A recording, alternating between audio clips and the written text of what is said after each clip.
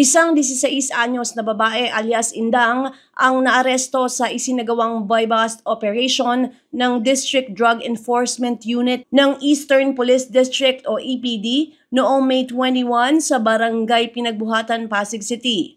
Ayon sa ulat ng pulisya, nasamsam mula sa suspect ang 4 na pakete ng hinihinalang shabu na may tinatayang timbang na 208.2 grams. 1.4 million pesos ang tinatayang halaga ng nakumpiskang droga at 1,000 pesos na marked money na ginamit sa transaksyon. Itinuturing ng mga otoridad ang suspect bilang newly identified high-value individual, bagamat hindi pa malinaw kung paano siya naugnay sa mas malawak na operasyon ng iligal na droga. Inilipat na siya sa pangangalaga ng Pasig City Social Welfare Office alinsunod sa mga patakaran para sa mga menor de edad na nasasangkot sa krimen. Nahaharap ang suspect sa kasong paglabag sa Republic Act 9165 o Comprehensive Dangerous Drugs Act of 2002.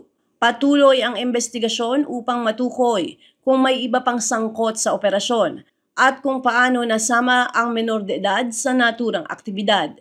Ako si Luan Peñano para sa latest ng iNews Pasig.